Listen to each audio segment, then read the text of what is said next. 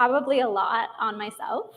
But yeah, like, I definitely put myself back in these seats 20 some odd years ago, and remember that pressure to like I gotta create the next big piece of choreography.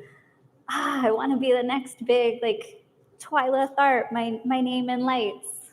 And those were a lot of like the pressures that I was putting on myself, and come to find out, when I actually gave myself permission to not be that, was actually when I started finding the gaps, and started finding out like where those holes were that needed activists and needed people to stand up. And turns out there were a lot of gaps in Boston dancing, and still are.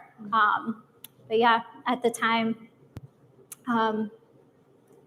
definitely, like, I just put myself back in a lot of the students' shoes, and I don't know if I could articulate it at the time, but definitely remember feeling that kind of weight of feeling like I need to succeed in a certain way, and definitely is not the path that ended up happening. Yeah. Yes. Well, first of all, I didn't actually know you could have an art job. I didn't know, like even graduating from BC,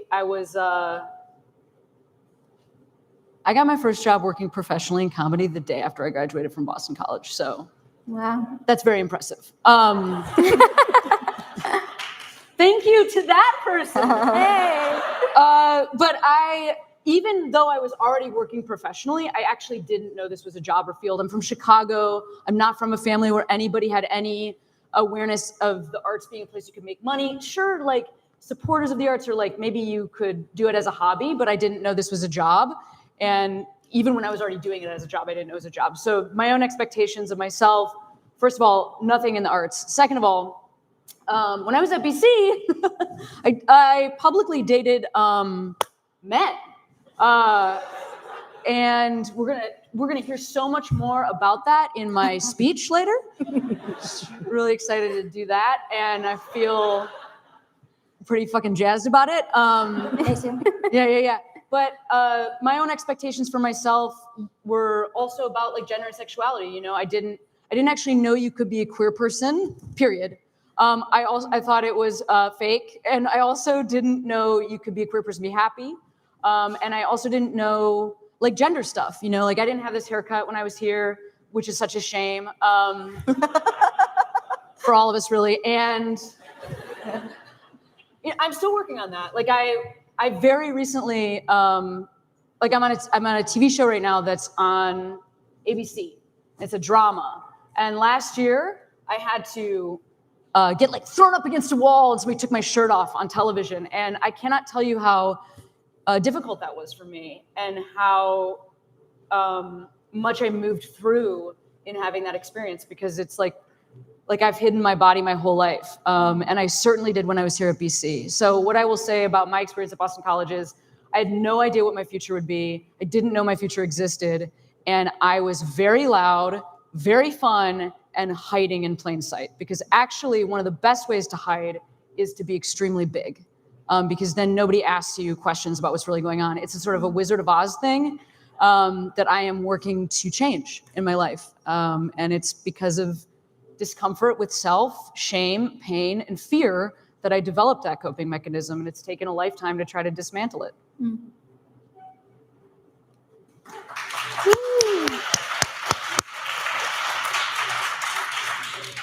How do I follow that? Wow.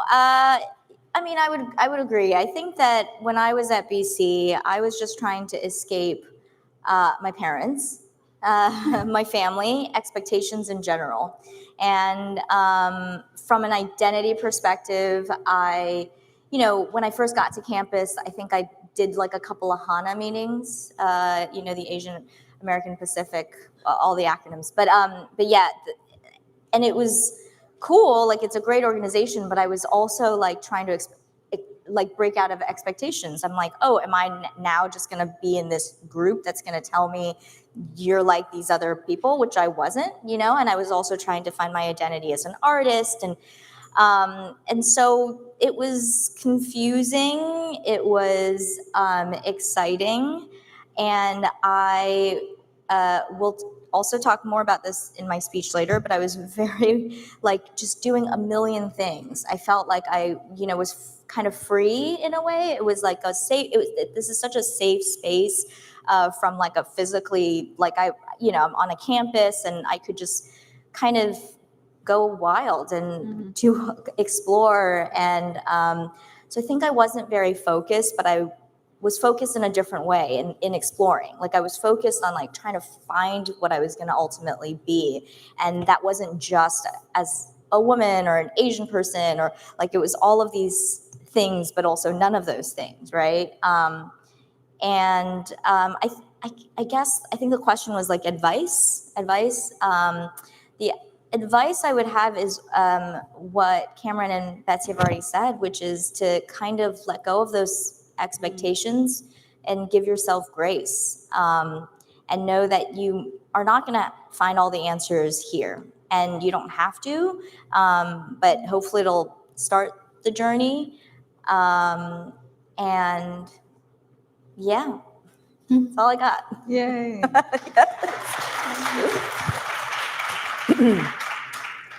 There are so many ways I think that we could follow up on the remarks you all are making, and so thank you for everything that you are sharing here. I want to come back, Lulu, in just a couple minutes to the ways in which your life trajectory, your career trajectory, it sounds like, changed pretty radically when you discovered film, and we're going to come back to that in just a minute. Betsy, I wanted to follow up on some of the language I heard coming through in a comment you were making a few minutes ago about being able to break with expectations. When we, all three of us, had an opportunity to have a conversation preparing for this panel, I was really struck by the ways in which you talked about, kind of in some ways, like the courage it takes to actually break away from campus as a student here, because it is a safe place. It can feel like a bit of a cocoon. And how much that comes through, right? Like breaking expectations, breaking molds, breaking whole industries open, and like making space for others in your work. I wondered if you could just talk a little bit for a few minutes about what that theme of breaking with and breaking into means for you in your work with Urbanity Dance. Yeah, thank you. Yeah, I think I definitely felt the struggle while I was here, and that it felt very much like I was being like bubble wrapped. Like it's very easy to think of, you know, the BC bubble, but at the same time, go light the world aflame. And so those two, like, for me, it felt like maybe a reality and maybe an anthem. And yeah, I think for me, I mean, one thing that I started while I was a student was just taking the tea like most days of the week and getting into Boston. And I think for me that really helped. You know, then when I graduated, I felt like I didn't know that I wanted to be in Boston necessarily, but I felt like I knew a little bit about the Boston, in this case, dance scene, because I had already started to experience it. And so, yeah, that's something that I would recommend to a lot of students. I know it's so easy to stay on campus. It's like your life can be very full just with everything that's on campus. Or maybe to get out, you know, once in a while, but there are so many just like resources and challenges and different viewpoints and different kinds of people that I think, I think for me, it was so important to get out there and have that experience earlier. So yeah, I would recommend, like, no matter what path you're interested in going, like, there are so many opportunities in Boston. So just like get on the T and yeah, get out there and get into town. It's a little bit about what I'm thinking about. Yeah. I love that. Thank you. Sage advice. Yeah. And I think a perfect ad for the tea, if someone could clip that, I think that's what we need to revitalize the Absolutely. city. Yeah, feel free. We want to bring that late night back so things actually stay open. That'd be That's great. true. Yep. Boston, the city that sleeps. All right.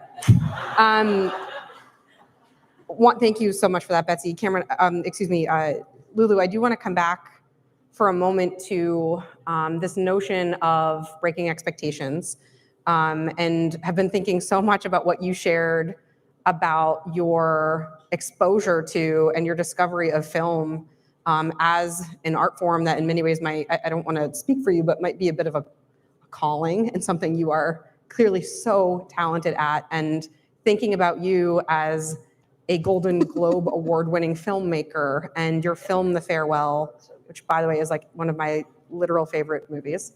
There's this really poignant, right? Yeah. Absolutely. If you haven't seen it, see it, please. I'm thinking about a really poignant moment in the film in which the main character, and I know that much of that film you've obviously talked about is autobiographical. Main character in the film, Billy, is having a conversation with her uncle and trying to ascertain how or why not Billy's larger family is going to essentially ensure that her grandmother, who has a potentially terminal illness, a diagnosis of a terminal illness, and to really keep that from her, right? A decision not to disclose that, not to share that with her grandmother. And Billy is trying to understand how the family could keep information like that from an individual. And of course, Billy's uncle in that moment says, and I think points to both perhaps cultural and generational differences in saying, this is what's right, this is a difference. You think life is all about the individual, and for us, right, our family, right, I think he says like in the East, in the screenplay, life is part of a larger whole, right? It is about a collective, it's about a family, society. And I think about what it must have been like in your experience, discovering film, making a hard left in life and in career, and choosing to become an artist and a filmmaker rather than a path that maybe had been laid out for you. And wondered if you could talk a bit about what was it like to maybe share that? How did you make decisions? Like, what were the decision points? What did that look like? And how did you persevere in that way, in light of perhaps how family, society, et cetera, might have responded? Yeah, it is interesting because I feel like it was through a very, what I considered selfish pursuit of my art, right? And kind of going against my family, almost like, my mother would literally be like, "You're breaking my heart," and things like that. I'm sure there's a lot of people who might relate to that. Where, and you're choosing your path, your own identity, the thing that you want to do, you're breaking away from the expectations of people who love you and care about you, but have a different idea, maybe. And it does feel selfish, and it really, it is hard. As an immigrant, especially, it's like, we sacrifice all of this for you and all of that. And, and I'm out here at BC drinking and partying and having a really good time. And, and you're constantly balancing those two things. But like, I also needed that. I needed to break away and have that independence and have the fun, and in order to like feel free. Because I think so many of the choices that I made when I was younger, before that, was a rebellion as opposed to a choice. And it was like I was doing a thing just to be against the thing that my parents didn't want it. And it was like, I played piano my whole life, and then I was like, I'm not playing piano anymore. And is it because I just wanted the pressure off that I wasn't going to be the thing that they wanted me to be? Or is it because I just didn't love music? I love music, and now I'm like, I wish I kept playing. I wish if I wasn't a filmmaker, I could have been a musician. And I think that film for me was this thing that like my family knew nothing about. It was so far away from their reality that they couldn't attach any expectation to it. Like if I was playing piano, they're like, oh, they could name like 10 Chinese piano players, and like, you know, like they knew that you have to like practice 7 hours a day, and so then they would like put that on me. But film, they were like, huh? What does a director do? Who? And it wasn't until like Ang Lee won the Oscar that my mom was like, oh yeah, okay, you can do it. You can be like Ang Lee. Like she then saw it. But I was like, I don't want to be anything like Ang Lee, you know? Like, so I was always trying to push against that. And it was just wonderful to be free of that. And I think that I really do think, like, for many other reasons too, I chose film. It's not even like I chose it. I fell into it and I was like, just, this is it. I took one class at BC my senior year of college. And it kind of like brought together everything that I have always loved. You know, I studied writing, I played piano, but I didn't want to write alone in a room. I wanted to be collaborative. And I started making films with some of my friends who are here today, Suze and Tony. And, you know, it was just like, I was like, I get to be with my friends and do what I love. And I think, and I think that's what it was. And it did feel selfish for a really long time, for I would say approximately 10 years, you know, 2 months, 6 weeks, you know, whatever. But like, until The Farewell came out, really, I think that I questioned my choices that I had always made forever. And I constantly think about, if The Farewell didn't come out and if it wasn't successful, or if it came out but it wasn't successful, what would I do? How would I deal with that? Because it's a huge weight to carry, to try and create when you have this burden of the expectations. And I would go back and tell my younger self, like, let go of that earlier, but you know, it takes what it takes. But I think that's the only way to really and truly tap into your own voice. Yeah. Thank you, Lulu. Appreciate it.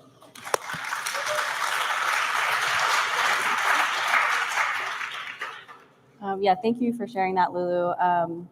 And I think talking about, like, you're saying how, I think, if I'm interpreting this correctly, you know, when you're kind of realizing that some of your work, it felt less selfish when you realized like your work was doing so much like for others, that might have kind of helped with that balancing of, or that feeling of selfishness that you had felt.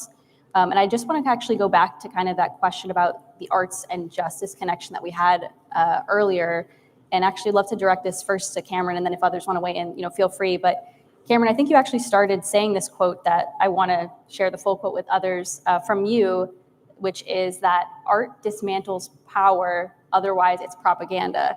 And I love that quote. I mean, it's short, it's impactful, it's... Thank you. Yeah. And I would love to kind of ask you the question of, how do you know whether you are dismantling power or upholding maybe a status quo that you disagree with? I mean, is it clear cut, and has it been easy for you to make that distinction, or does it require some level of, you know, discernment? No, for me, I'm like a pain in the ass, in a good way. What I mean is, like, how do I want to say this? I don't know why this is true. Some of it I might actually attribute to spirituality and my non-literal interpretation of many of the things that are taught here. I do not believe a sky man did anything regarding any sort of tombs and getting out of them. But I do believe in flipping the tables. I do believe in going to the temple and flipping the tables. And I was a theology and English major here, and like I said earlier, I think I'm doing the same thing. It's just this. Like a couple years ago, I woke up in the middle of the night because I knew I wanted to make a stand-up special that was called Rape Jokes, about my own experience with sexual assault, because I wanted the #1 Google result, if you Googled rape jokes, to be the experience of somebody who had been assaulted. I thought that was a fucking great idea. And it was a great idea. And I don't know why that's how I want to work. I mean, I think honestly, a lot of it is privilege, because I went here. Like, my parents paid for me to go here. I also went to Catholic grade school and high school. That is expensive. My parents did better than their parents, and then immigrants. And I've gotten the chance to like have the long view. I mean, that's true. That's a situation that you all are in. Like, if you're here, this is an incredible place of privilege, incredible.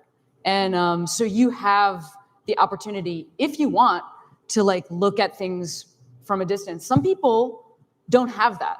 Some people have to get up and they have to go to work in a different way. And so for me, I feel like I've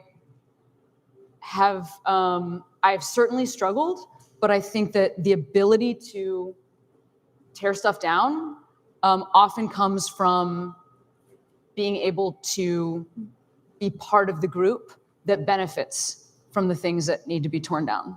So that is something that everyone in this tent can go do, because you have this opportunity. It is right in front of you.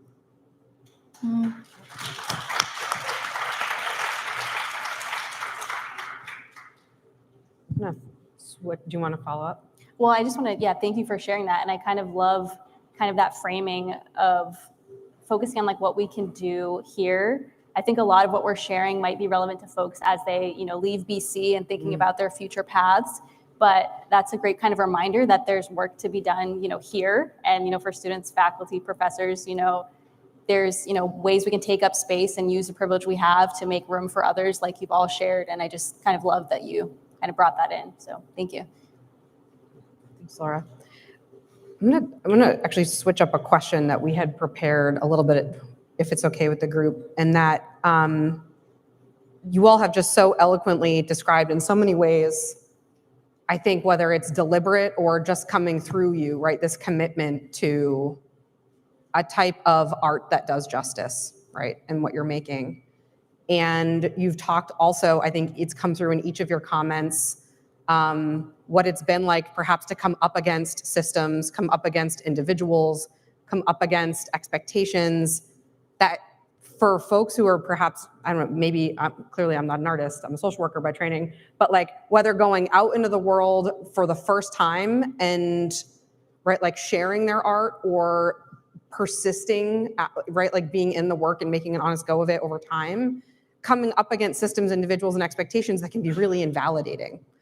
Particularly as I think about the industries that each of you have broken into and who historically has dominated them and who has held power in them. And I just wonder if you can talk, each of you, if you'd like, a little bit about what sustains you or what helps you continue to feel affirmed, whether it's in yourself or elsewhere. Where do you find affirmation and validation in industries and spaces that would otherwise maybe make you disappear, right? Just, I don't know if anybody wants to comment on that. Well, I mean, I will answer that question, but first I want to just follow up on what Cameron was saying, because I kind of have that same approach to working. Like I just have a very rebellious spirit, and I have always been that way. And that's the part that I think society and oftentimes institutions will try to quash.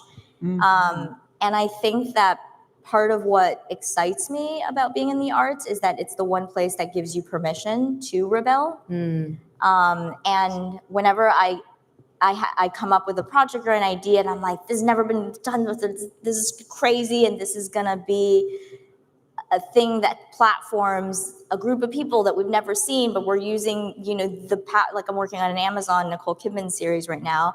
And I'm like, before I just say no to this, how do I use this opportunity as a platform to do this other thing that they're not expecting? Like they're gonna get their Nicole Kidman Amazon series, but I'm also gonna tell the story of Hong Kong.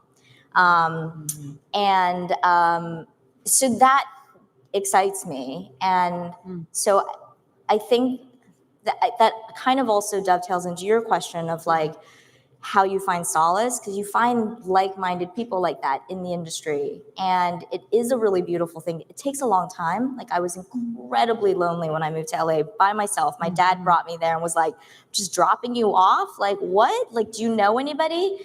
And how are you gonna like make movies? Like, how are you gonna make it in the industry? And to this day, because for the last 10 years, my dad, I'd make a short film and he's like, one day you'll be Hollywood. And I'd make like a feature film. And he's like, well, is this Hollywood? And then I made The Farewell and he's like, this is Hollywood, right? Is this Hollywood?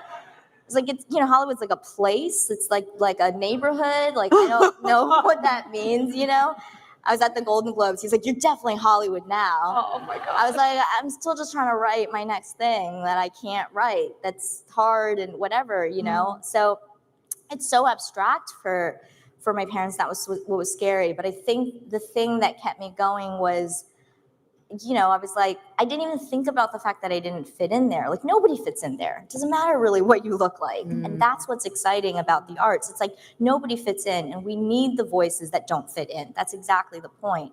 And there's a saying I'm sure everywhere, but I heard it from somebody in the entertainment business that was like, network horizontally, not vertically, like look around the people who are around you, as opposed to like trying to hand your script to Steven Spielberg, because that person can't really help you. And I think, whether it's at school here, whether it's outside of school, like look around the people who are around you, look around at like-minded people who have the same goals that you have. Like, how do you, take advantage of that and make something, just make something, make anything. And more with technology, like you guys have opportunities and ways to make things that we never had. You can do it cheaply, you can do it on a phone. Like, I didn't have that. We had to go rent things and you need money. And so I really think and no matter what awards you win and who you become in the industry and who you're working with, at the end of the day, it comes back to like your people. Like, I work with the same people that I worked with for years and years on every project. I fight for them. I bring them onto my next projects. I make sure that they're getting the pay that they deserve. You bring your people with you, and that is, I really believe, truly believe, is the way to longevity in the industry, as opposed to just trying to like leap on your own. That's awesome. Yes, thank you. Wait, what was it? Well, the question was about it was about, because number one, I was listening to Lulu, which is like such a good answer. And then also, if I look straight ahead, it's just cookies. And I want to cookie so bad. Someone get Cameron a cookie. I don't know why. I don't know why it's just. I don't see any of you. It's just cookies. We definitely can get cookies on. Yeah. We can Later. But it's about continuing. People are saying no. Yeah. You're not in. Everybody doesn't look like you. Concision is not my forte. Let me rephrase. No, that's what it is. Yeah. Yeah, exactly. Yeah. And how do you like maintain your sense of self? Totally. How do you, right? Like, and how do you keep going? Okay, so I think this is just for me, and I have obviously. Thanks. Hey. Not all heroes wear capes. Sugar. Thank you so much. Sugar. There's a stack. I mean, you can. Yeah, no, I got all I'm of not them. saying you have to share. I thought you could think share. that if you was wanted. to share. Yeah, you wanted. It's fine. No, it's I touched the top one. okay. Thank you. Now you have to hold those the whole rest of the. I know. I'm so sorry. I did it to myself. I think, well, first of all, I love what Lulu said. And I also will add that for me, I have a particular personality where if people say no, I go, amazing. Me too. Yeah. Now I will prove you wrong. Yeah. This is a bad personality to have outside of work. Yeah. Like, I feel like with friends, find people that actually like you. But I think with work, I get really revved up by no's, and I get really revved up by. Part of it is, this is just the truth. A part of it is bipolar disorder. So thank you to that mental illness for being amazing fuel, because I love to hear no, I also love to hear yes. But yeah. Yes is pretty good. Yeah, yes is pretty good. Yes is actually better. But like just in terms of persisting. Yeah. I think that's what I would say is like expect a no. It's gonna happen. It And was do always you gonna want happen. me I'm to sorry. put a cookie? No, down there? as tempting as that is, I'm good. Thank you. Hydrate. No, I think expect no's, and if you are able to use that as fuel, amazing. And also, hopefully, you don't get no's forever because that's not sustainable. But just to be able to have that be part of why you're there. Because if people were saying yes the whole way, it's like, I don't need to be here. I already exist here. But if people are saying no, it's like, sweet, I'm the right thing because I don't exist here. Does that make sense? It really does. Yeah. Thank you. Betsy, please. Yeah. I can definitely relate to the rebellious spirit for sure. Yeah, for me, even coming to Boston College and deciding to be an English major was a huge act of rebellion. My parents really wanted me to go into computers and engineering and things that they knew. And so the idea of being an English major was like, what are you doing? And then when I graduated, I was like, I kind of want to go try this dance thing out. It was even like worse. So yeah, like I think just by being here and deciding what I wanted to study was a huge act of rebellion. And then getting out a bit into the industry, and I ended up at Boston Ballet, which was like the place, in Boston to make a living.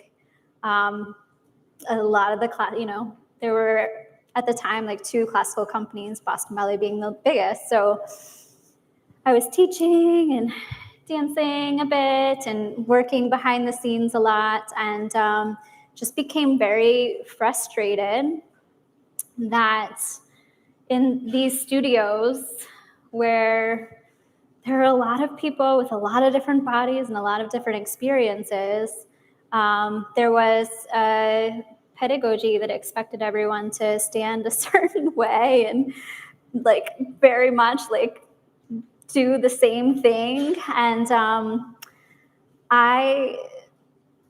that for me was like my huge act of rebellion, I would say, like as an adult, was just fighting against that and realizing that if you're a human, you're a mover, you're a dancer. And realizing that, thanks. Yeah, just realizing that like you don't have to take years and years of ballet and have to stand a certain way with certain able-bodiedness. Like, let's just mess all this up. And just like, so that was one of the reasons why I started Urbanity, was just to create a space, knowing that like I myself am not going to be able to, unfortunately, control everyone's experience and make this a safe space for everyone.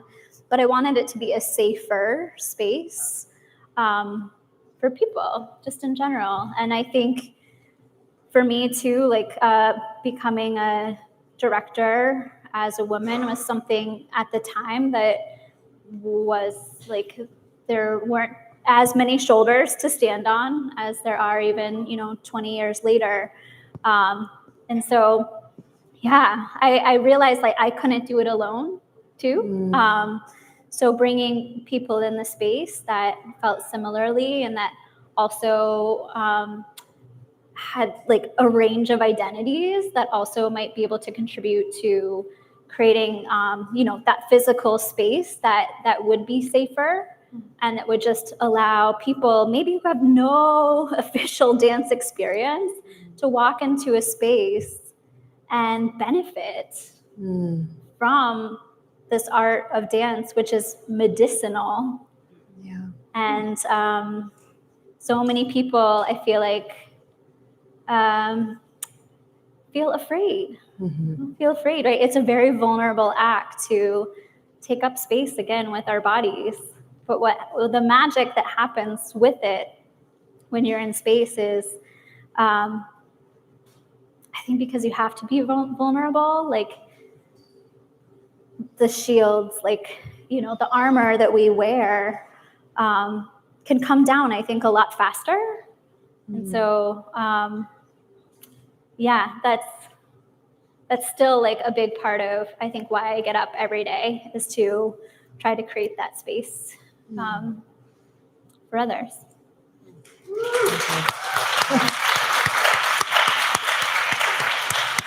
Thank you. Thank you so much, Betsy. Thank all of you. It's interesting. I was trying to ask a question about what helps you stay in a place of being remotely affirmed or validated in your work. And I just so love and appreciate that what came out was really stories of rebellion. And yeah, I'm still processing that. Encourage everyone else to keep processing that, but there's something really powerful there. Yeah. I feel very validated right now with all this applause. It's great. No, yeah, this is so wonderful. And also, I want to put a plug for you all, maybe to collaborate. You know, you're all in different industries. Can we get some kind of a decent trio? Let's do it. Super groups. Yeah, absolutely. I know we have about 10 minutes left, so I think maybe we have only time for a couple more questions. I'd love to give you all, like, I guess, a chance to do like a quick plug. If there's anything that you've been working on recently that you want to let us know about. I think some folks came here being very familiar with your work, and some folks, maybe your work is newer to them. I'm sure we all kind of are invested now in following along on your journey. So if there's anything that you want to share with us, you know, welcome to do so. What are you working on? I can jump in. Yeah. So I invite everyone to come down to South End, Lower Roxbury, and come check out Urbanity Studios. Even if you yourself, like, maybe like, I'm so scared of dance, like, that's a good reason to come try it. So, like, a lot of my work right now is like creating and keeping space. The company that I direct, we have a performance actually tonight and this weekend over in Somerville, Arts at the Armory. But there's so much great art happening here, so I know it's hard. But yeah, if you check out urbanitydance.org, you'll see there's shows, there's classes, there are internships, there are all kinds of ways to get involved. So I would invite and love for anyone to come, find me. I'm not really a big social media, but if you message Urbanity, I will eventually get the message. So, yeah. Fantastic. Thank you, Betsy. So, yeah, reach out. Yeah. Awesome. Yeah, that's rad. I just want to say that I love what Betsy's doing. And I have taken dance classes to feel more comfortable in my body, like ballet and other. Anyway, yes, plug for adult dance classes. Yes. And right now I'm on a TV show called A Million Little Things, and fun. And actually the series finale is Wednesday. Mm-hmm. So I'm gonna go back and do like a little, fun thing for that. And then that'll be in the past. And I have a podcast that's called Query. And Yes. I also have a new podcast that's coming out really soon. And what else is going on? I'm working on my new hour of stand-up. So I think that's actually finished. And I was supposed to do a show here in Boston, and I had to cancel it. So I don't know if I'm coming back here, but don't worry, you'll get to see it. And I will also be starring opposite Nicole Kidman in Lulu's new project, like sort of as almost like a love interest for Nicole, right? Season 2, Expats. Yeah. in Season Hong Kong. 2, absolutely. Season 2. Like, because I'm maybe a little shorter than Nicole, but like I know she's actually really comfortable with that. Like from like her earlier work and everything. Yeah. And I'm cool with an apple box. We can make it happen. Yeah. Okay. Yeah. Yes. She leaves her husband for you. Yeah. You mean on the show or in real life? On the show. On the show. Yeah, F you, Keith Urban. Yeah. You go down, baby. No, Yeah. on the show. Yeah, she leaves her husband for me. It is a limited series, but I will talk to Amazon about extending it into season 2. Yeah, because I think this is a really good pitch. this is a really good pitch. This I is really how the like magic this. happens. It sounds like an apparently. unlimited series. Yeah, exactly. Ooh. I'm using that in my next pitch. This is a unlimited. They love that. They love that. They just hear money, money, money. Yes. So expats, come and see the first season. No, it's just it's only one season. That's what I've been working on for 3 years. This is so awesome. It's 6 episodes. It's just crazy too because I've been working on it for 3 years, and people are gonna like binge it and watch it in a day and be like, okay, what are we having for dinner? Anyways, moving on. But that's what we do.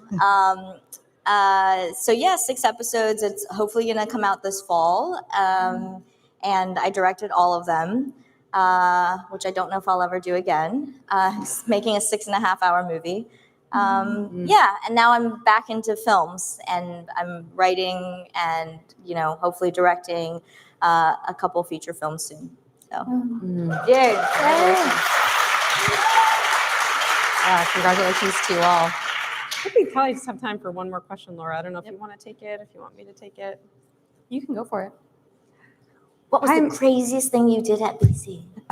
That should have been a question. I don't know why y'all didn't. Oh, I got some. If I knew I could ask that, then. No, I don't want to answer that. Please, your question. This might actually connect to that, but something Laura and I were both curious about is we have this incredible group, this community that has shown up here today, and many of you are current students at Boston College. And I'm really curious for each of you as alums, if you imagine what it would have been like for you to be in an audience like this one today, hearing from folks like yourselves and where you are now and knowing what you know, what would you have hoped to hear as a member of an audience like this one? I could go first because I actually was in this audience like 20 years ago. Because I was in Fleabag when I was at BC. Hey. Very cool. Oh, what's up, Libby? I met you earlier. Fleabag has a show tonight at where? At where? Yeah, you gotta go. You have to go. I will definitely be there if I'm not completely asleep. But I think I'll be there. No, I was in Fleabag when I was here, and Amy Poehler won this award, the award that like the year after I graduated. So I came back. It's like literally the only time I have ever come back to BC since graduating. And that is for reasons. But Amy she walked up to the podium and somebody's phone rang and she picked up her award and answered it. And it's actually the funniest thing I've ever seen anybody do. Like, it was so seamless and beautiful. And seeing her, she was somebody who was already like a hero of mine at that time, and seeing her like really do the thing that I knew her for, like right in front of me, was so inspiring. So I have no idea if you've gotten any of that today or if you'll get that in the speeches, but what I hope that you're seeing is like real people. That's what I saw when I saw her do that, because it was so there was no distance. She was right there. She was doing the thing that I knew her for right in front of me, and it was beautiful. So that's what I hope it feels like to you, is approachable. We love cookies, and I hope it feels like real people to you. Mm-hmm.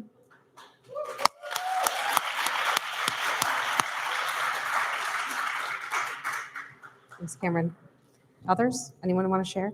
Go for it. Yeah. Oh, this is a tough one. I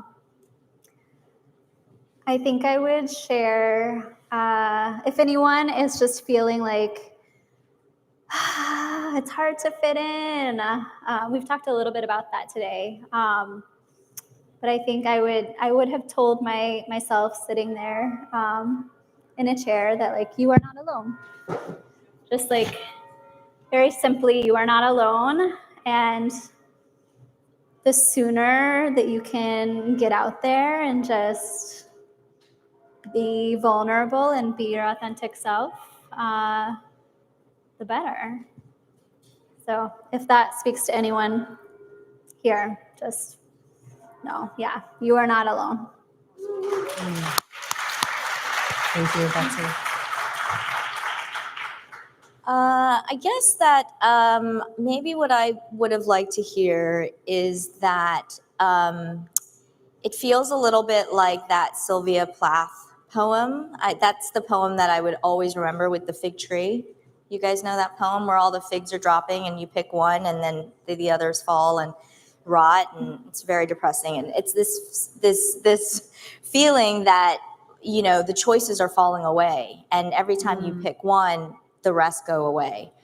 And I would say to not let that fear dominate what your experience is and what your next choices are, because actually they don't fall away. There's like yes, certain things fall away, but there's more figs that grow and more trees. Anyways, this metaphor, you get it. We do. But like, it's not that dire, you know. It's not like you end college and if you don't go down this one path, then it all goes away. Like, I have friends who went to law school and then decided that wasn't for them, and, you know, went on a different path and then did this and that. So, or, you know, if you get into a school and you don't want to go, but you feel all of this pressure, like, don't go, defer. You know, like I worked in a coffee shop. I got into law school, full scholarship. And I said, nope, not doing it. And my parents were outraged. And they're like, what are you going to do? I was like, I'm going to work in that coffee shop. And they were like, and I was like, and I'll pay the rent. And my graduation present is you can get me a laptop. And that was it, you know, and they were horrified. But, you know, I think you have to trust your gut. Like, it's okay. You don't have to say yes to the next thing. You don't have to be so result oriented. You don't have to like graduate knowing exactly what school, what graduate program, all of that stuff that you're going into. If you need time to explore, do it. And the most important thing is just to this is the time for that exploration. And so just keep exploring, keep an open mind, keep an open heart.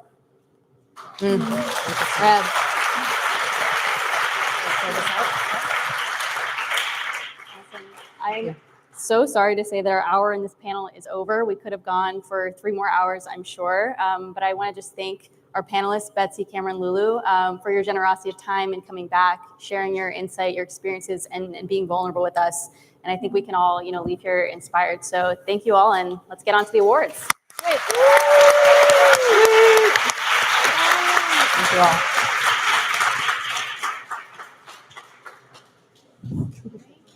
Oh, is this happening right now? Is this on? Can you hear me? Good, thank you. I'm going to let our panelists and our moderators take a seat in the house while our staff does a little bit of a transition. Nice. Thank you. You all have to stay to hear the wonderful speeches that they prepared.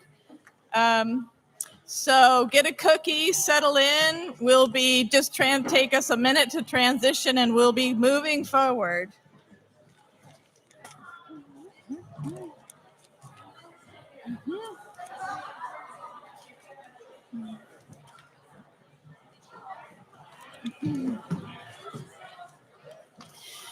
And if we could have the people who are presenting awards come to the front row, our dignitaries, if you're here, please come to the front row and have a seat.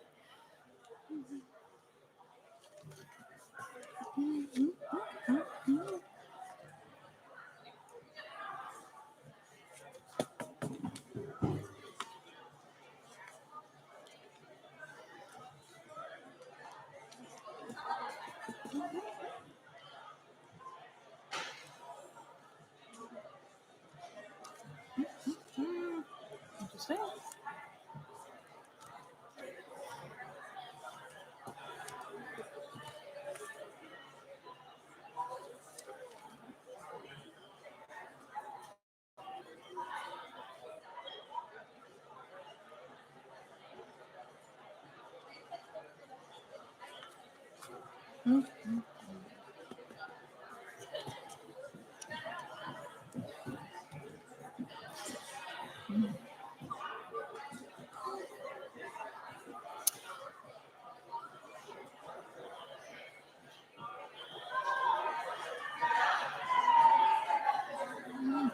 If we could please have everyone take a seat, we're going to get started right away. Thank you very much.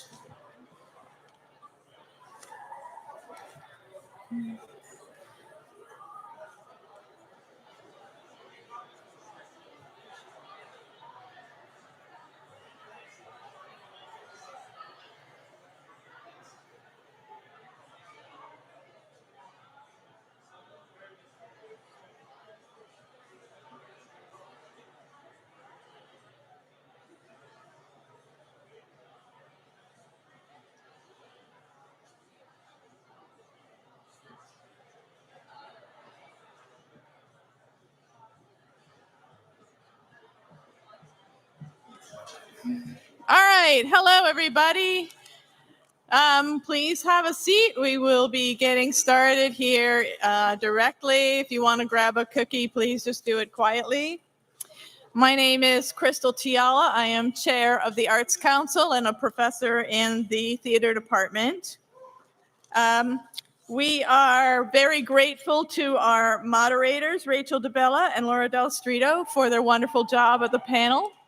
Thank you very much. We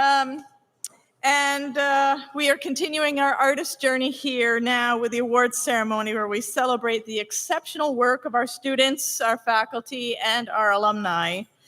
The Boston College Arts Festival began 25 years ago as a single-day event to promote and showcase the rich and diverse art accomplishments on our campus. Today, it's grown to a 3-day event and includes more than 800 student participants. And like the university itself, we continue to grow and change with the times. For example, we now include the maker spaces from the new integrated science program, which holds some remarkable makerspace activities that all of you should take advantage of at some point. The 2023 Arts Festival is happening due to the very hard work of Arts Council Program Administrator and Festival Director, Kara Robin Stoughton.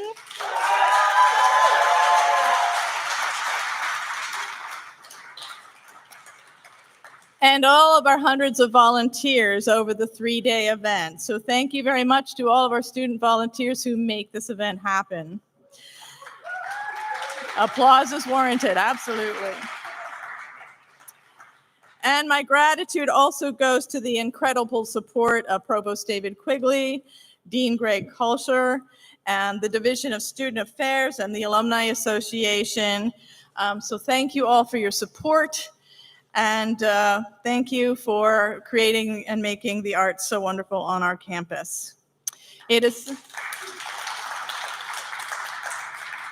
It is now my pleasure to welcome Provost David Quigley to the stage for the university address.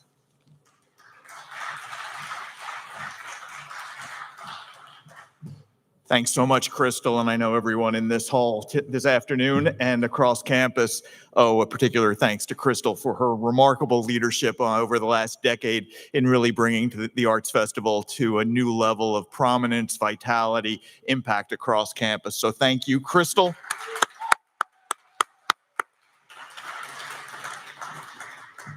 There's so many ways in which building on that remarkable foundation that Jeff Howe established in those early years that you've again advanced our commitment to the arts and to building community through the festival. But if you allow the provost one minor quibble, I was talking to a couple of veterans, and if there's one thing that seems to have fallen by the wayside in the last few years is typically in the week or two leading into the arts festival, for the old timers in the audience, numbers would have popped up around campus. So in 2000, you would have seen the number 2 everywhere. 2006, you'll get the point, the number 8. And there was a kind of drumbeat every 10, 15 years of building on where you'd see the number.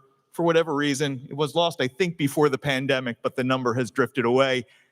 I, as a couple of you know, am marking my 25th year as a member of the Boston College community this year. So I've always loved the alignment of, I know what year I'm at because I would see those numbers popping up come April.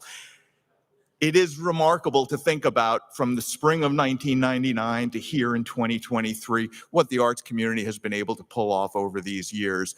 The ways in which, at least for me as a fan of so many different genres and forms of art, it pulls us back to the past. I'm a historian by trade. It connects us to a range of traditions. It connects us to previous generations while opening up new horizons on into the future. And that kind of transcendent bridging between, across space and time is one of the life-giving elements of the arts, of course. And I think about that, of course, down on the main stage, we'll have Candide, one of the great creations of post-war American culture, where you've got a Jesuit-educated philosopher from 18th century France, channeled through Leonard Bernstein, who came of age here in Boston and part of the congregation that is now 300 Hammond Pond Parkway, an arts facility for our campus. Richard Wilbur, a great Western Mass poet who I've got to know over the years. A range of interesting figures from the 20th and 18th century connected to Bryce Pickham, an earlier generation of Boston College graduates, and a whole cluster of 18 to 22-year-olds. And that bridging function across space, across time, between individual self, individual voice, and community, the chorus that we all are, that sense of the everyday practicality of the constraints of the arts and the call to the transcendent. What you as an artistic community, what Crystal leads each year, culminating in these days in late April, is nothing short of a miracle. And so I salute all of you, especially the award winners, alumni, faculty, and particularly students. I wish all of you and all of us a remarkable next 25 years of arts festivals. And I know you're not here for me. Let's get on with the show. Congratulations.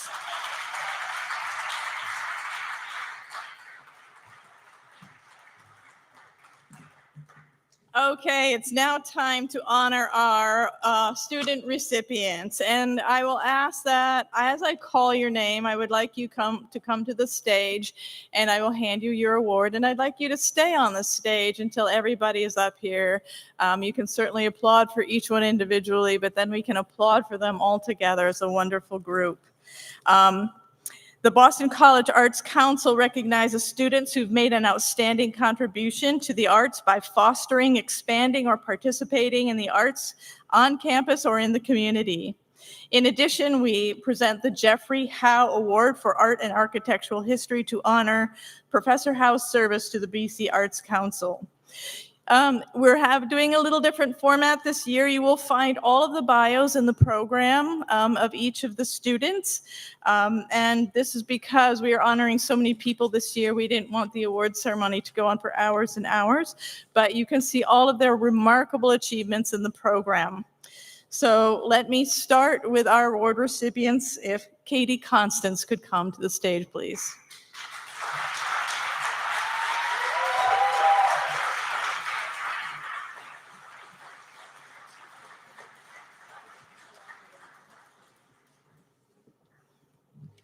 Robert D. Alessandro.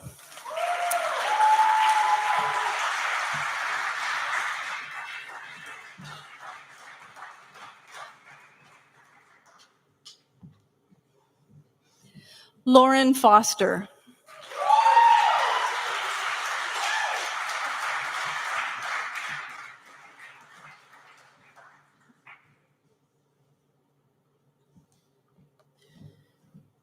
Tyler Gollin.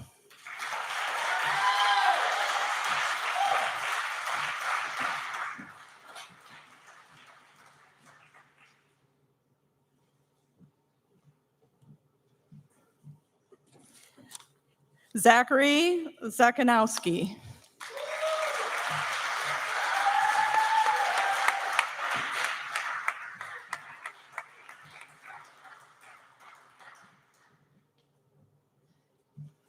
Kristen Lee.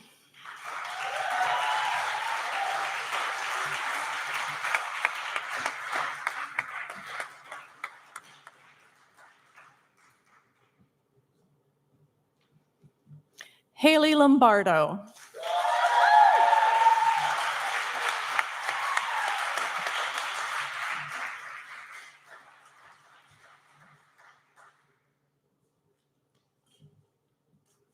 Gia Mitchum.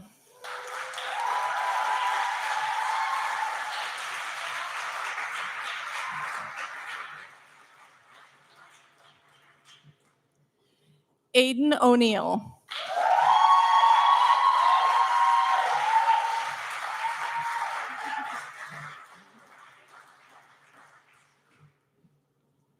Lily Telegdi.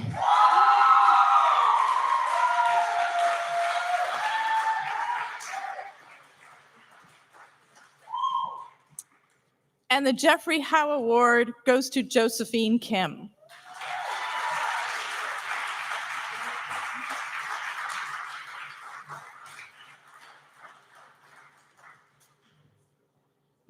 And we have a university student group award to be given to the University Chorale of Boston College.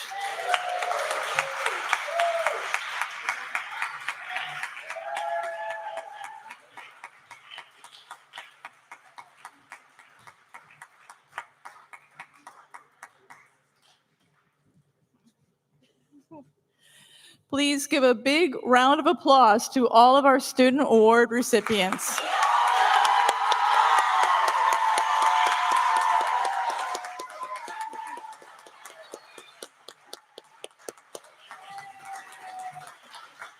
Thank you. Thank you very much. So go ahead and have a seat.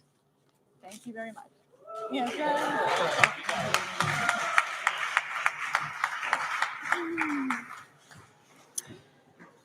As we do every year, we take a moment to recognize the Barth, the Father Barth Award winner.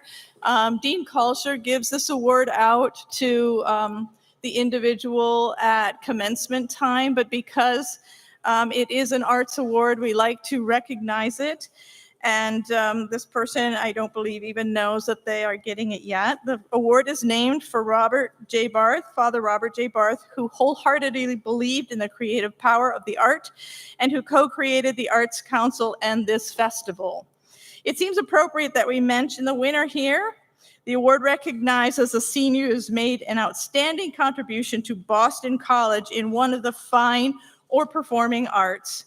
And this year's Barth Award winner, if she will please stand, is Gia Mitchum.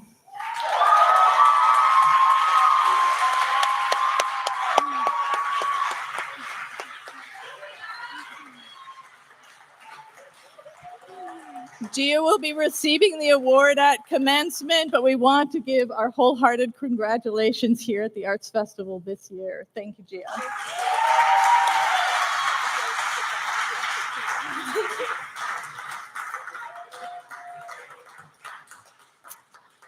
And now I would like to invite to the stage Father Greg Kalsher, Dean of the Morrissey School of Arts and Sciences, to present the faculty awards.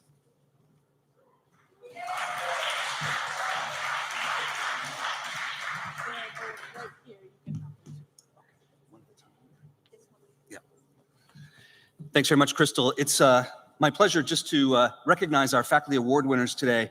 And I was struck coming into the tent, there's the sign over the door saying creativity requires courage, or creativity takes courage. And I think both of our faculty award winners today exemplify that, whether it's being a concert pianist and a teacher of chamber music, or whether it's writing flash poetry and endeavoring in the new core curriculum in truth-telling and literature. I think our award winners today exemplify that courage that creativity demands. The provost in his brief remarks made a reference to art and transcendence, and that kind of encourages me to say a bit about truth. A year or so ago, I started to read a book by Mark Edmondson, Why Read? And he's got a little thing at the beginning where he quotes a brief bit of a William Carlos Williams poem and then talks a little bit about truth. So the fragment of the poem goes like this. It's difficult to get the news from poems, yet men die miserably every day for lack of what is found there. There's something in poetry, there's something in art in general, there's something in music that's necessary to life.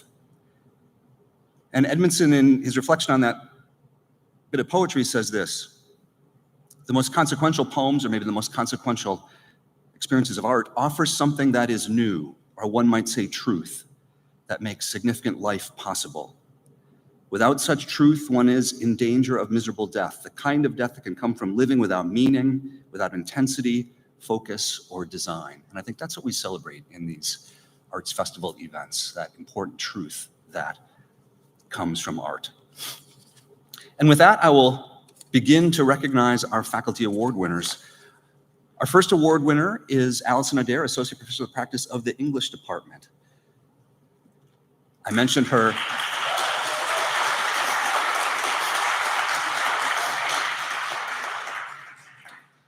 I mentioned her important role in the Enduring Questions Initiative and teaching a course in truth-telling and literature along with Sylvia Sellers-Garcia, truth-telling and history. She's also teaching travel literature, studies in poetry, and electives in the poetics of rap and why poetry matters. It's always interesting to say a bit about what the nominators have said about our award winners. It's been noted that Allison's a vital member of our creative writing faculty. She's an award-winning poet. She's the advisor to the stylus. And I think the work that she does, bringing poetry to our students, bringing poetry to our community, helps us to experience the truth that comes from art. So the first faculty award goes to Allison Adair. I'd invite her to come up.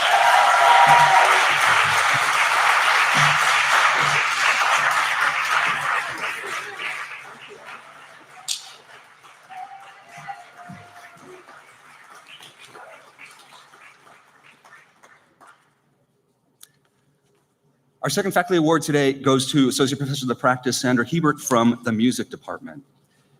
And after a long teaching career at BC, she will be retiring this year, so it's most fitting that we recognize her at this time. Among the words that her nominators shared, she's described as the heart and soul of classical music performance at Boston College. The number of students that she's progressed into graduate programs in performance is immense. She's somebody who has really brought to life student musicians through the process of performing and appreciating and loving chamber music. She's taught with complete commitment to the students at Boston College, building an incredible chamber music program. For that and for all that she's brought to BC over many years, we recognize her with the faculty award today. So.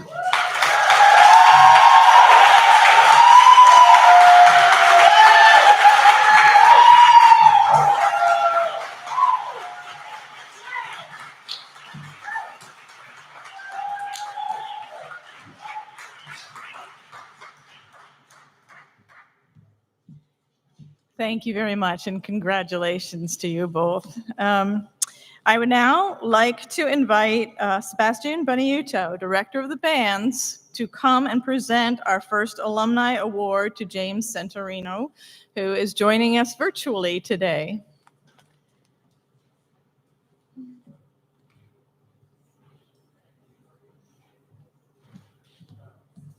Hello, everyone. I brought a prop. So when I was an undergraduate studying music at Boston University, I was a member of what we called the hockey band. Now, it's a pep band, but, you know, BU, hockey, BU. Yeah, so it was the hockey band. And we would occasionally play Boston College in hockey. And so Boston College would bring a band, and we'd have our band there.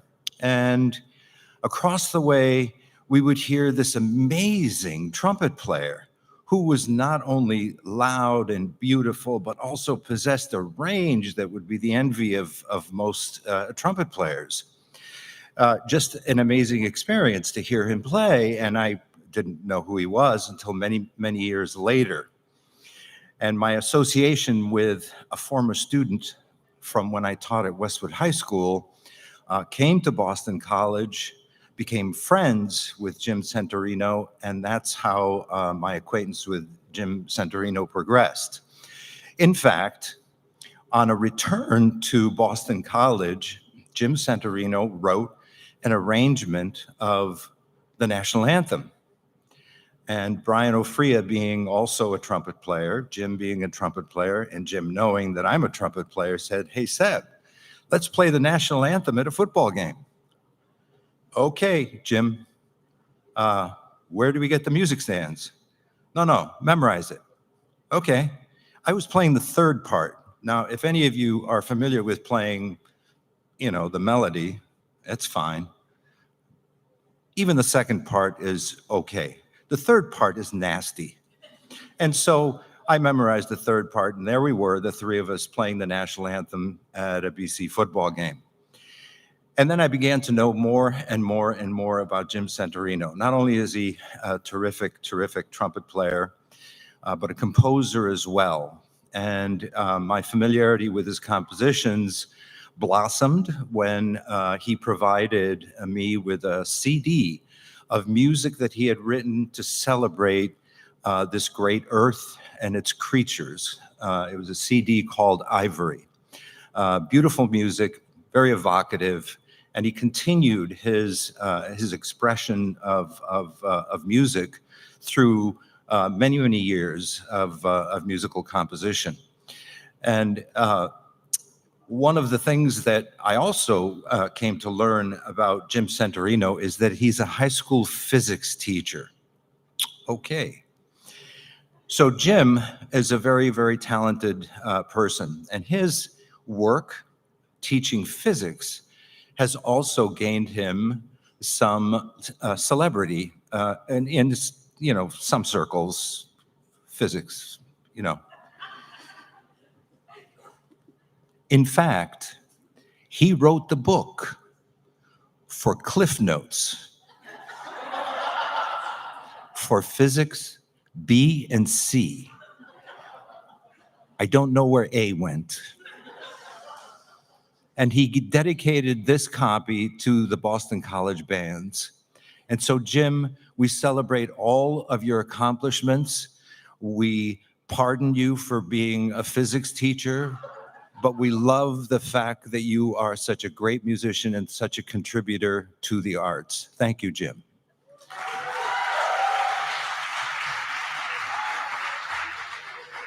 Hello, and thank you, Boston College Arts Council members. I am Jim Santorino, but during my studies at BC, I was known by my middle name, Rocco. I am really humbled and honored to have been selected to receive the Boston College Arts Council Alumni Award. To even be considered to be among the list of former outstanding recipients of this award is indeed a once-in-a-lifetime event. My fond memories of my life at BC and since then are really endless.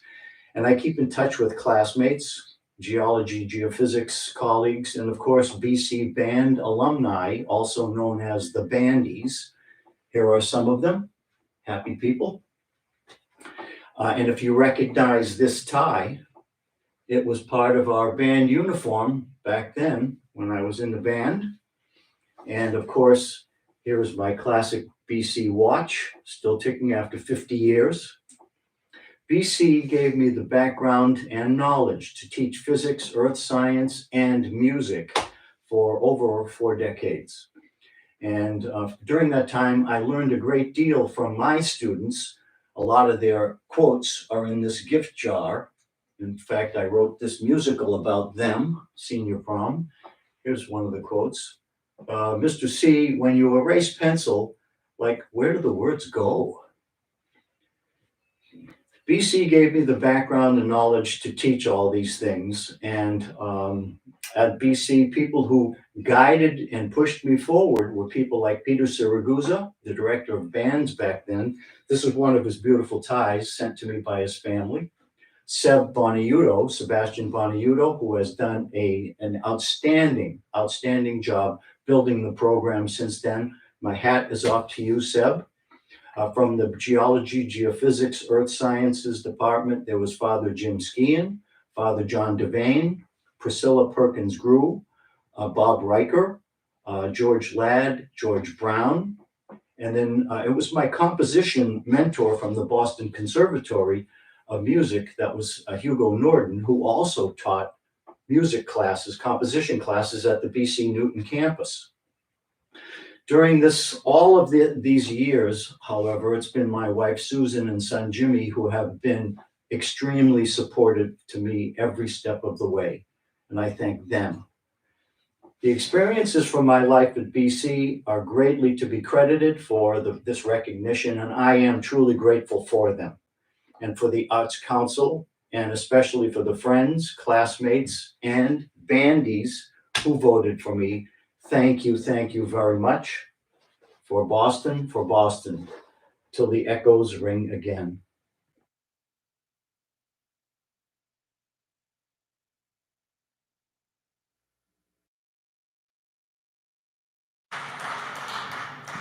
Those bells were well timed. I would like to invite Stephen Pope, professor in theology department, to present the next alumni award.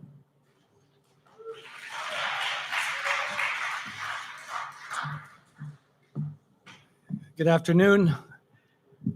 I have known Cameron from the time she was about a junior at BC. I had the blessing of having her join a course I was teaching at the time with about 15 BC students to Rome and Assisi.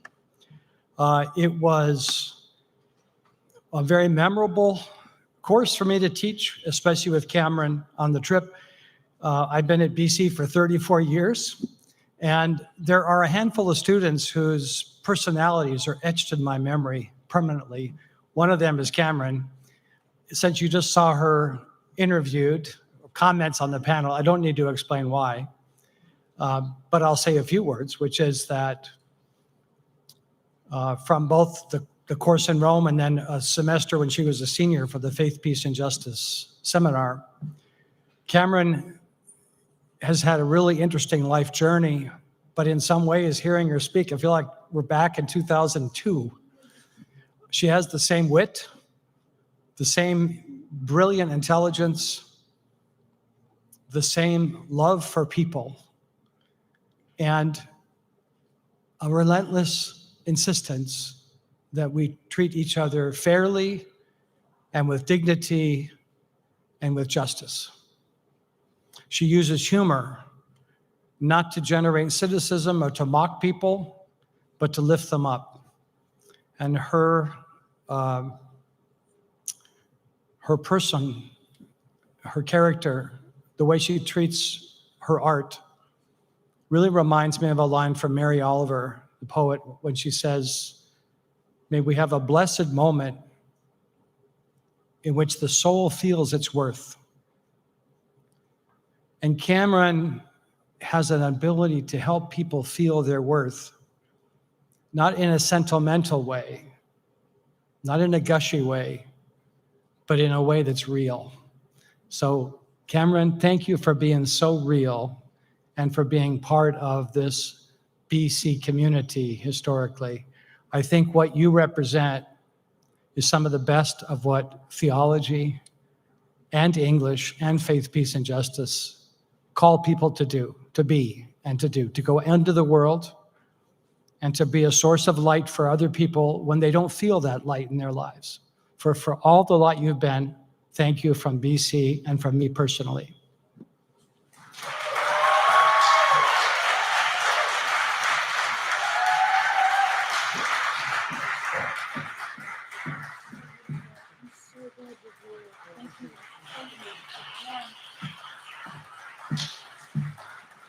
Oh, that's my friend Stephen Pope. I'm just incredibly happy to be friends with you.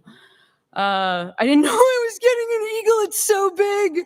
It's so big. And I went to the bookstore and I bought a coaster, and I didn't need to do that because it's a giant eagle. Okay, so look, this is an intense speech, and I wish the entire student body was here because I think that would be more rousing, but you're going to get it. Whoever's here, you're going to get the speech. And you know what? I've been waiting to give the speech, so you're going to get the speech.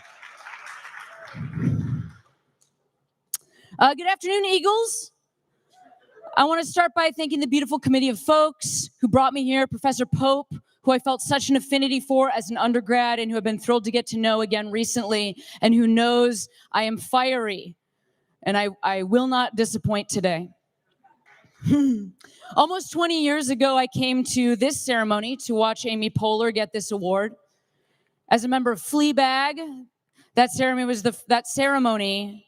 was the first time I considered a career in comedy might be possible.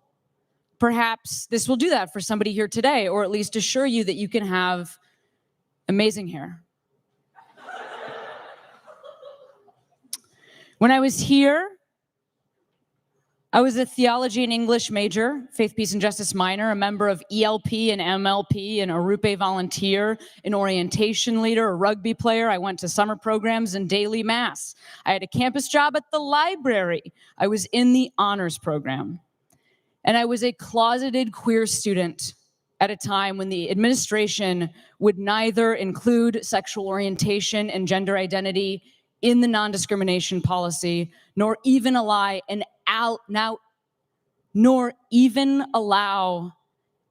allied group on campus, let alone one I could have joined, even though there were protests asking for those measures to be taken and on-campus voices which loudly spoke against those protections and supports. I fell in love for the first time in this campus, and I hated myself for it.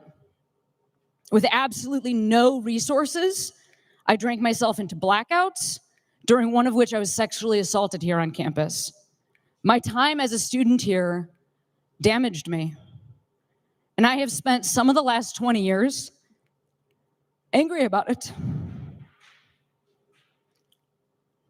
So I'm very sad and a lot working to overcome that harm. I understand the policies that this school thinks it must follow and had to follow in the past. I was raised Catholic. I went to Catholic school my whole life. And I understand the Jesuit mission to be a light against systems of power that do harm, because I learned that here. During the pandemic, I was able to join several virtual meetings of queer alums, including one where deans and employees of the university were present to answer our questions. I found other queer grads for whom this pain has never gone away, and listened as recent alums told me things on campus have not changed for queer students.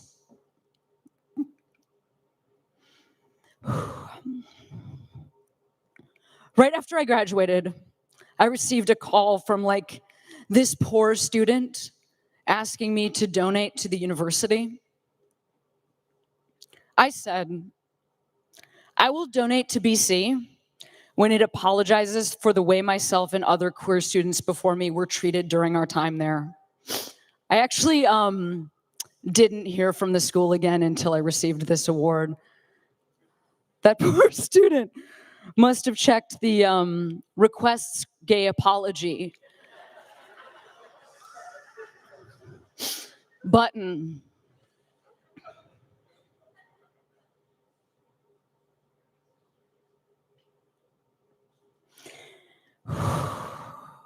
I am here very proud to be amongst the other honorees.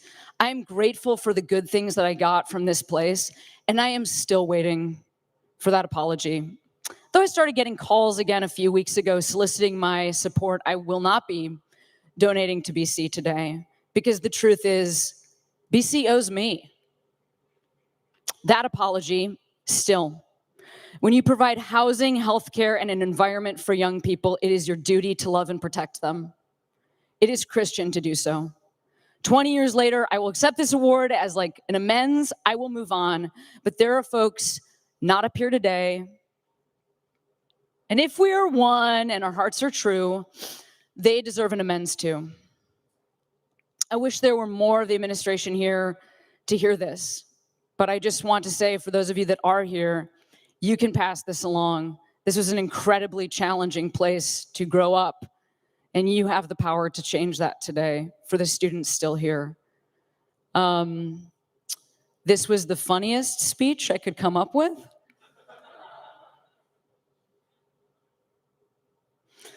I am just glad to be able to give it. I have been waiting a really long time. Thank you.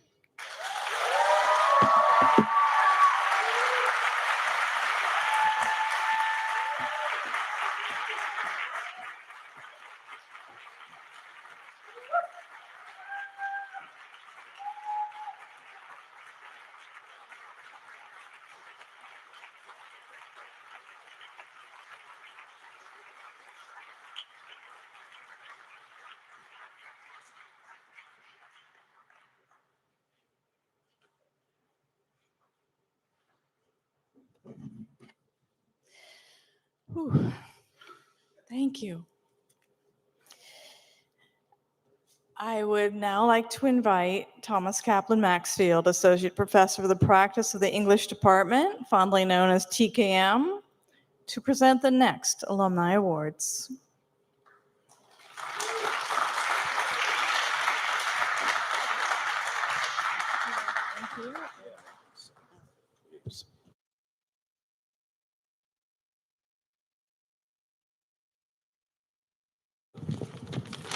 Cameron, you messed it up. Okay, we good? Thank you. Wow, you can't see much from up here. Sheesh. Cameron, that was amazingly courageous. Good for you. Seriously. Okay. Really good for you. Okay, so it is my great pleasure and honor to introduce Betsy Graves, who was a student of mine in an English department writing seminar about 20 years ago.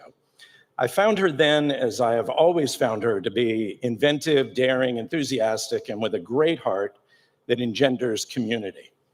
Her first child, Urbanity Dance in Boston, founded in 2011, is now an internationally recognized contemporary dance company, receiving Best of Boston Award and a Best Dance Studio Award, among others. Betsy herself is an award-winning dancer and choreographer. Her works performed at Jacob's Pillow with Alvin Ailey, Boston's ICA, Mass Mocha, among many others. Her choreography has been compared to George Balanchine and Mark Morris's work, and it is always daring, innovative, deeply expressive, and connected to the world. The story of Stuff, for example, is about consumerism, using as its takeoff point Annie Leonard's film of the same name that explores consumerism and sustainability. And I remember watching Betsy's Blue Dot, another work of hers that she choreographed, and not having a smartphone, I was uncertain what it was all about. There was this blue dot moving around on a screen, on a grid, and then dancers. So it took me about halfway through the dance to realize I was watching all of us find and orient ourselves in the world by means of our smartphones using Google Maps. And it was a reminder that however we may be guided, we can still easily lose our way. Betsy's professional dance company, Urbanity Dance, is not just a dance company with a studio. It has a school, it has outreach programs in local schools helping young students express themselves in their varied and colorful bodies. Urbanity has a movement program for sufferers of Parkinson's disease, another expression of Betsy's commitment to keeping movement, balance, grace, expression at the center of her artistic life. Because of Betsy, Urbanity has deep and effective community ties all over Boston and beyond. How deep and how effective? Betsy is so good at getting people to join in that when I took a class with her about 5 or 6 years ago at Urbanity, she managed to coax me, or maybe it was compel me, into dancing in an Urbanity concert in my underwear. I leave that to your imagination, but for now, it gives me great pleasure, and it's with great pride and honor that I present Betsy Graves, winner of the 2023 Distinguished Alumni Artist Award.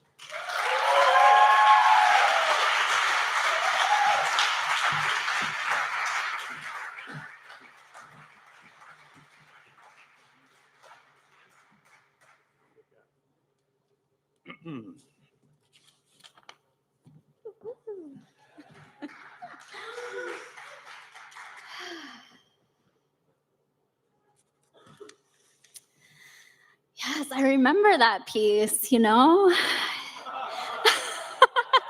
I think it needs a reprise.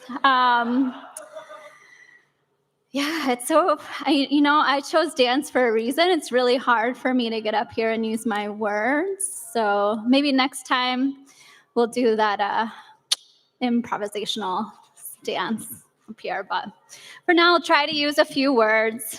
Thank you so much, Tom, for presenting me,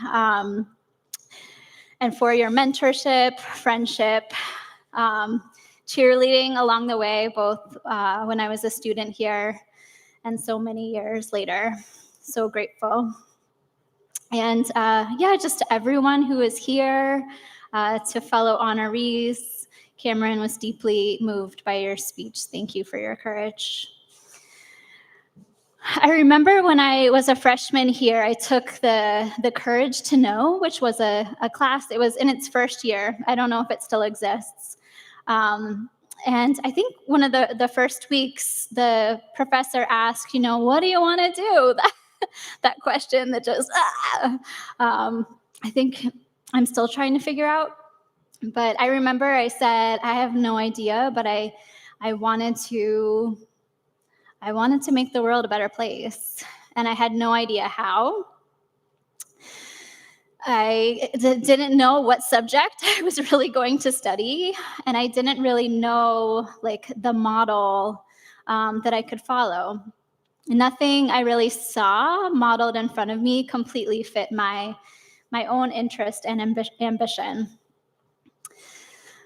But, I stand here more than 20 years later, and I realize the tools to make change were kind of in my bag already. Dance, which I had always thought of was needed to be completely separate.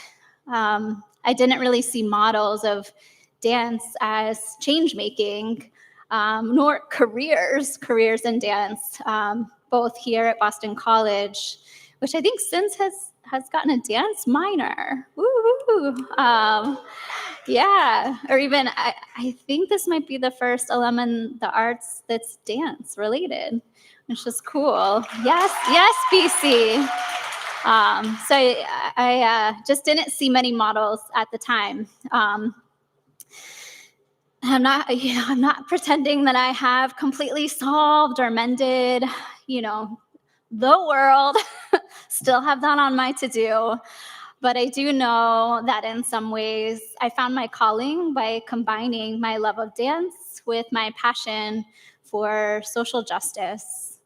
I definitely did not do this alone, and I did it with a lot of grit and a lot of defiance. And together, all of those that have been with me on this journey, we use this unconventional and kind of primitive tool of dance to shake up systems and ideas of who gets to experience dance, in Boston for sure.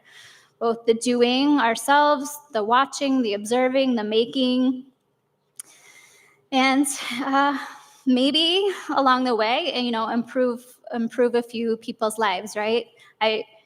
One of my anthems currently is just that movement is medicine. Has so many benefits, physical, mental, even spiritual.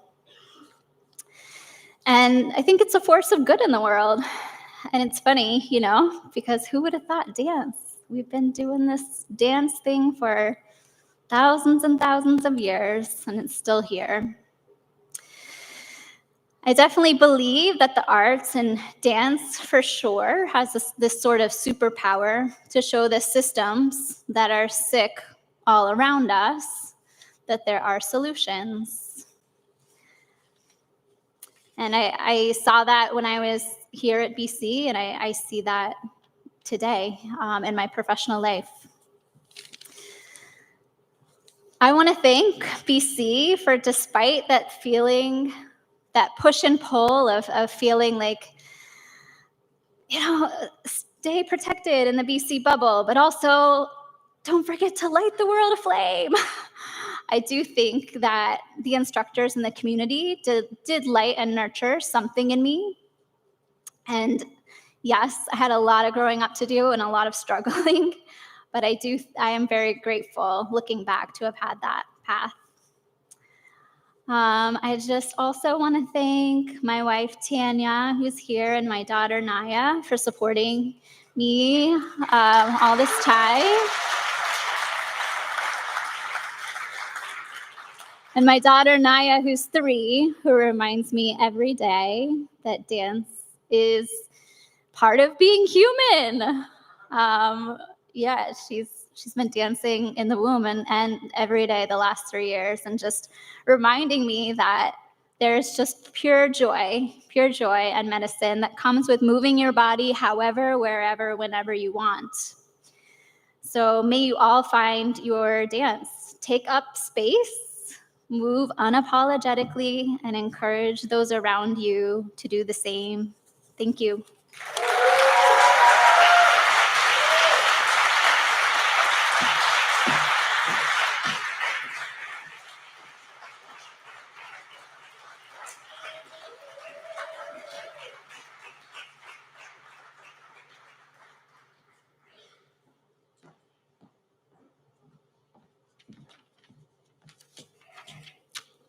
I'm back.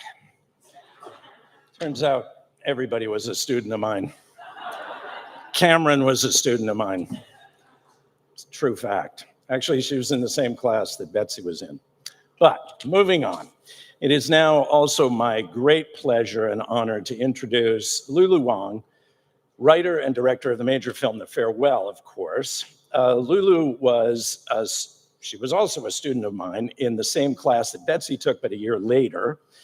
This was a class in creative nonfiction essay writing. And, by the way, it occurs to me that there's something else that the 3 recipients have in common. They're all English majors. So for any of you, that's right.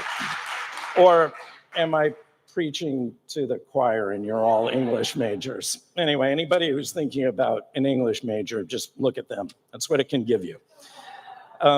From Lulu's first essay about love and the blues, which I remember clearly, centered on her meeting with Brother Blue, who was an old-timey street performer and storyteller in Boston, I could see Lulu was going to go her own way. It was easy to see the budding artist in her, and so I knew that I was unlikely to actually teach someone like her. Her essay on being blue was so good, I could barely think of anything to write on it by way of suggestions for improvement. It gives professors a little bit of a sense of failure to feel like that. But that sense of failure is in the nature of having a student as naturally talented as Lulu. So instead of offering criticism, I supported and encouraged where I could see she was going, even if she didn't, because I could see that it was love that inspired everything that she did. She actually got into filmmaking. She didn't tell you this because she told you she took one class in filmmaking, but the reason why she took it is because she had a passing crush on a boy who was taking the class. Lulu has since followed her own way in film, and I am lucky to have stayed in touch with her since she graduated, and so to have witnessed her emerge from chrysalis into the accomplished artist she is today. Writing and directing works from Can to posthumous to the point where now we have all heard of her. She having arrived, so to speak, with her major writing and directorial achievement in The Farewell. The Farewell, of course, was a box office success. It made a lot of money, which reassures us that art and financial success need not always remain divorced. The film garnering Golden Globe Awards and a Best Actress, Golden Globe for Awkwafina, who plays Billy, the film's lead. If you haven't seen it, you're in for a real event. You know how every once in a while something true happens? You notice that? Well, The Farewell is one of those things. It's a true thing. It's a screwball-inspired film of wacky tenderness that manages at the same time to be a deep lesson in the value of family and of multiculturalism, all based, as the film itself says, on an actual lie. Families, of course, being the place of repression, as we all know. But always and everywhere, Lulu's work is about love, informed and guided by that spirit whom we quite literally could not live without. So I now give you Lulu Wang, winner of the 2023 Distinguished Alumni Artist Award.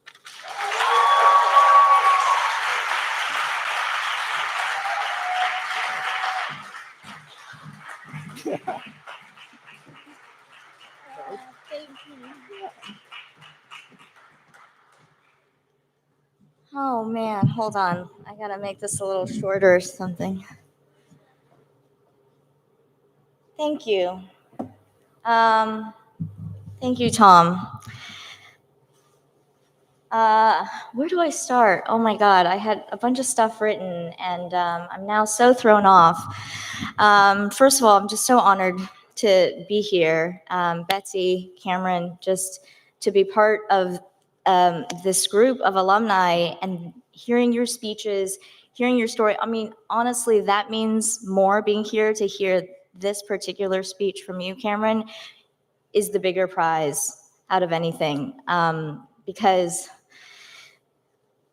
your courage, I mean, I have a bunch of friends here who are alums, and this is stuff that we all talk about privately and we don't talk about publicly. So a lot of people had some really hard times here, and I am just so inspired that you are talking about it.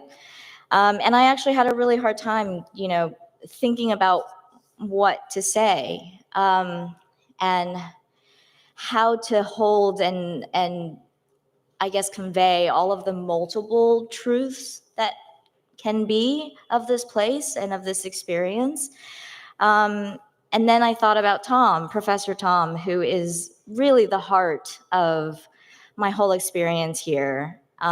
We've stayed friends, and I'm so grateful for that. And Tom was a sanctuary for me, and that class was a sanctuary. He made me fall in love with John Coltrane. And when I fell stupidly in love, he would encourage me to write about it. And it created a lifetime of habit, of creating these habits, of putting on the music, of sitting down, of writing, and of working through whatever was going on through that process. And so I guess, I just thought a lot about, because I, like Cameron said, I haven't been back here in 20 years either. And I think I'm also the kind of person that likes to leave the past in the past and just kind of go onwards, right? Forwards. And so coming back here, I tried to really put myself back into the headspace of when I was here. And a lot of things came back to me about my time. Most of all, I remember my mom used to call me a dilettante. She said, because I can be moderately good at a lot of things, but I'll never be a master of anything. And during my time at BC, I was the ultimate dilettante. So I just started trying to remember all the things that I actually did here, and trying to get specific with those experiences. And there was a lot of stuff, aside from being an English major, I was also a music major because I was trying to carry forward the piano playing and classical training that I had in high school. I was also minoring in international studies because I thought maybe I'll be a journalist. I exposed my soul in Professor Tom's class. He would always play John Coltrane, but specifically it was Equinox. And to this day, every time I hear that song or every time I'm in a dark place, that is the song that I put on to help me get into a centered space where I can write. I tried to tap into my Asian American identity by taking Asian American literature with Professor Min Song, which was amazing. I worked at the BC Library as well. I took a photography class. I was developing film in a dark room, which was incredible. I've never been able to do that again, had the time to or opportunity. I practiced piano, I studied history of rock and roll, I took modern history, philosophy, theology, all the core curriculum classes that are required here, which I wouldn't have thought to take without those requirements. And they have been so fundamental in the way that I think in the world. I worked in many coffee shops. I also got fired from some of them. I was in a band. We played at places like O'Brien's Pub. If you heard us, you might not have clapped. I did a few open mics. I tried to write poetry like many people did. I was not very good. I was briefly on the varsity fencing team. I was a member of Swing Kids, the BC Swing Dance Club, and I still like to swing dance sometimes. I was in CCE, which is at the time was a murder mystery improv troupe, because I couldn't get into my mother's Fleabag. I was rejected. And in one of the shows, I played a crazy fairy that was like screaming about the person who got murdered, and I just ran around campus in fairy wings trying to jump on top of people to convince them about this murder. I wrote for The Heights, and I made some of my best friends to this day here. Two of them are here, Tony Hale, Suzanne Mahoney. Yes, I'm using your maiden name. Go back to it, please. And we made films together. Well, we made one film mostly. Tony and I made a few films here. And I made a lot of mistakes, and I didn't always, fight all the right fights and, do all the things that I probably should have done. Made a lot of mistakes. But with all of that said, with all of those things that I did, I didn't even discover film until I was a senior. And it was the first semester I walked into, this is a quick story, but I have to tell it. I took an elective because I'd taken all of my core classes, and I ran out of stuff to take, and I was like, okay, finally, I'm going to do one thing for me. So I took film 1. And immediately was shooting on Super 8, and I just knew this is what I wanted to do. But because I wasn't a film major, I couldn't get into film 2, right? So I couldn't get into film 2. And yes, I only went into film 1 because I'd taken all my classes and because I had a crush on someone. But as soon as I got in the class, I completely forgot about him. And he, to this day, has not made any films, does not make films. So yes.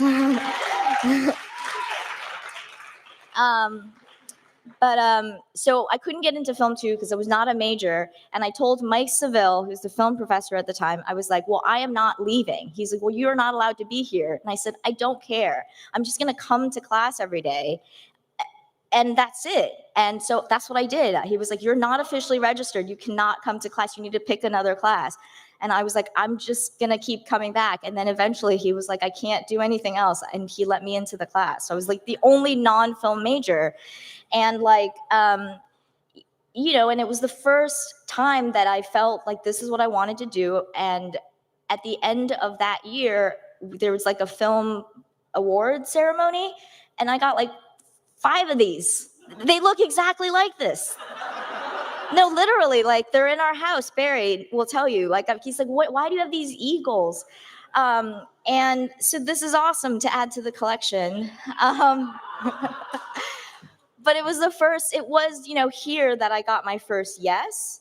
And I got my first bit of encouragement. Dr. John Mahalchek, who runs the film program, yes, he was like, how can I help you? You've got to keep making films, and let me get you commissioned on a documentary. Let me see what I can do. And so with everything else, being as lost as I was here and being the major dilettante that I was and still am in many ways, I also think that being a dilettante is part of the Jesuit tradition, right?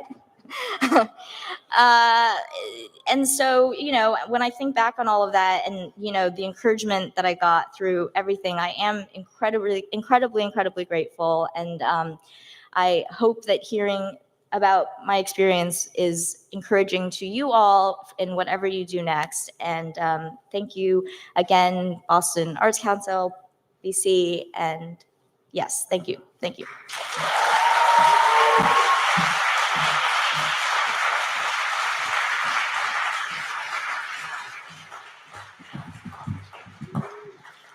Thank you, everybody, for coming here today. A couple of things just to wrap up this beautiful awards ceremony. If everyone's amenable, we would love to get a photo of the dignitaries, the award recipients, and the presenters up here on stage. For those of you going to the reception, it is located in Gasson Hall Lounge. Thank you all for coming. Enjoy the rest of the festival and have a great night.